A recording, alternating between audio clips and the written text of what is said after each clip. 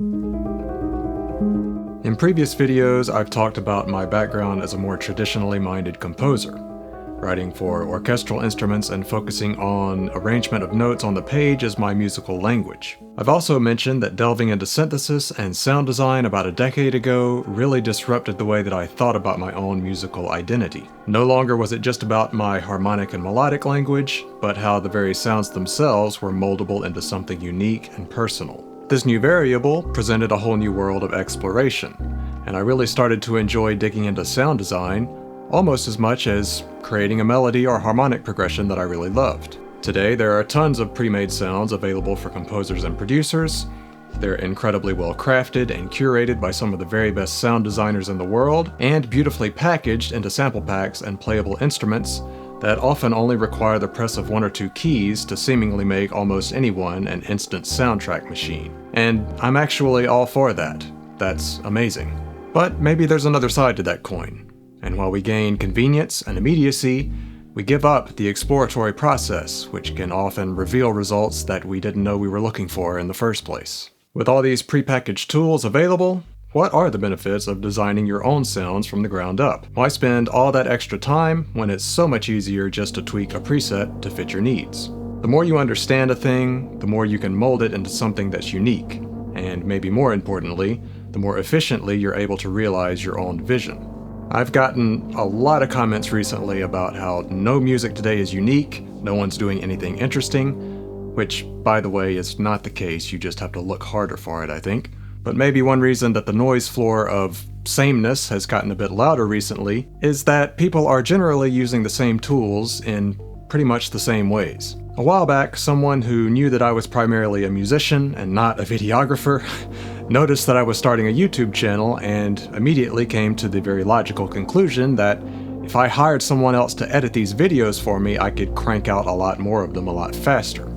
And they're absolutely right about that. But I've noticed that learning at least the basics about how to edit videos has improved literally every other aspect of making the videos.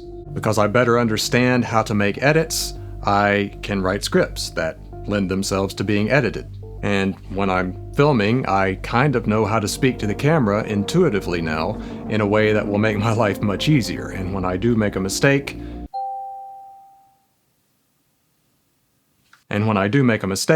I know how to leave a space for a cut. Where is my phone?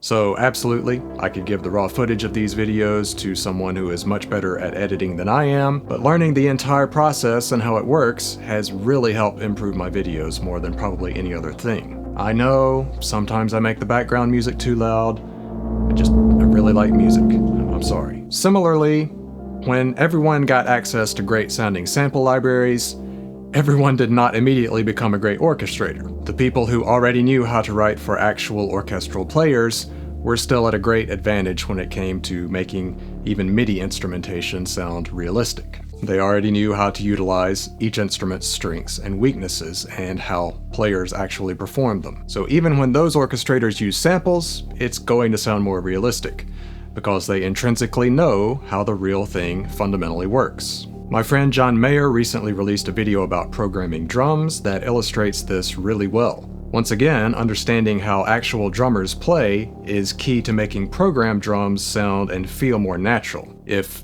sounding natural is the goal in the first place. Sometimes I hear people force a library to do something that it really wasn't sampled to do well, and you will develop the ear for that over time as you do it. And examining exactly what needs to be fixed and what doesn't and what can be changed, that requires an ear that you need to develop, and you do that by listening to drummers, and you really need to get behind the kit and start learning yourself to really get into the brain of a drummer and understand what is possible and what sounds forced. John's full video is well worth your time. Check that out in the description. So what each of these examples share is that a better understanding of the process leads to a better end result.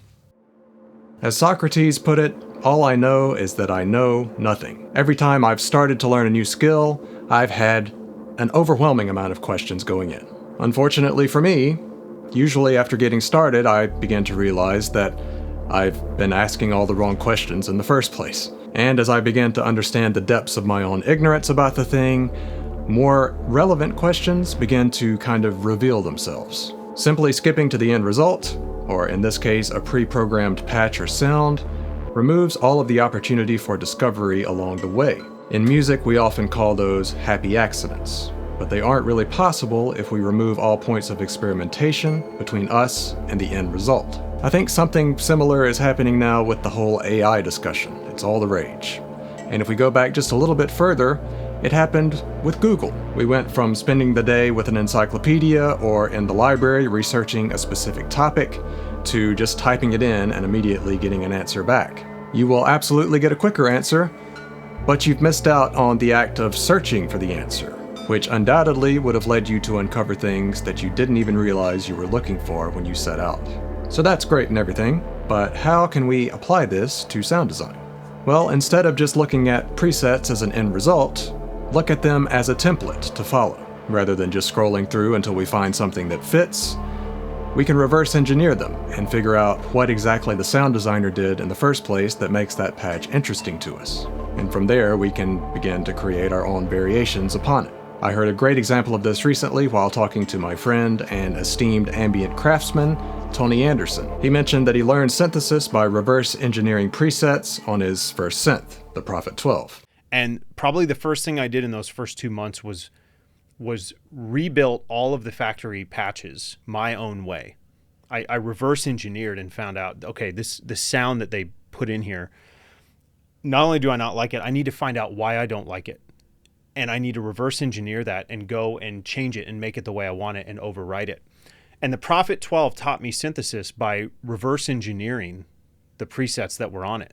And I went from, I don't like these, to this is now going to be in every single song that I write in some way. Don't forget to learn the basics just because they might seem boring or they might not seem like the end result that you want to achieve. They are absolutely foundational and they will give you the tools to later experiment. Just like you have to know a few words and be able to string them together in a coherent fashion to be a writer, knowing the basics of synthesis will allow you to sort of unlock the more advanced techniques. Then you can access more experimental concepts and begin to unlock some of those happy accidents that we're all looking for. By the way, if you'd like to learn more about the basics of synthesis, you can watch a quick 20-minute workshop that basically covers all of that. That is absolutely free and it's in the description below. If you're trying to build up a patch, sometimes several simple patches or simple layers are better than one massive everything patch. Here's where you have to start kind of thinking like a mix engineer. Think about the elements of a band. Every instrument doesn't take up every aspect of the frequency range. They each have their own pocket, and that way you can start to arrange them in ways that make more sense. So how can you make your synth patches more simple? You can narrow the frequency range by shaving off the highs and the lows to make them fit in a certain space. You can use fewer effects because you might want to have more control over that later in the process. You can even print them in mono, because that actually gives you a lot more ability to place them specifically where you want them within your mix. This track from my last album is an example of this approach. It has a lot of elements, but each of the elements is kind of simple. Nothing in here is doing everything.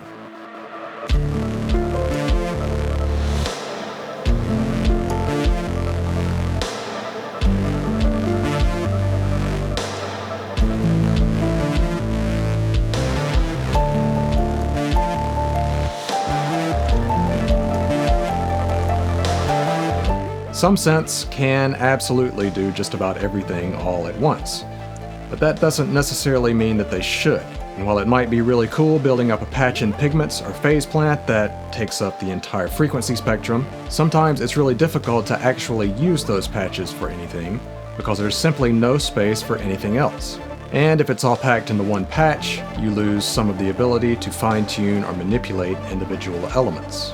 And now to contradict everything that I just said, because contradictions are good and people on the internet really like them. Sometimes one single patch can absolutely inspire an entire track, like this one.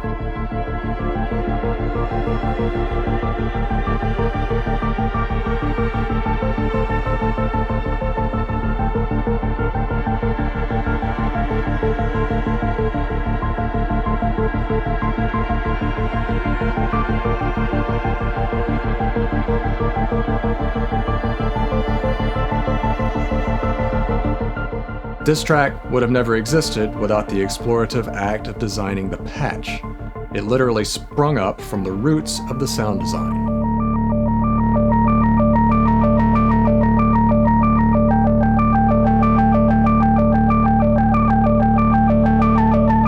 Oh, that's why I called it that. At the end of the day, it's absolutely wonderful that we have so many creative tools at our disposal, and I think pre-made, ready-made, wonderfully crafted patches and presets and sample packs, it's all awesome. But if you do take the time to actually explore making your own, not only do you then have your own library of sounds that are uniquely yours to pull from, but you also have the act of exploring, which is far more valuable, I think, and will allow you to continue to find new things on your own. You'll better learn what sounds resonate with you the most. Pun. And maybe you'll even find some ideas that you didn't know you were looking for.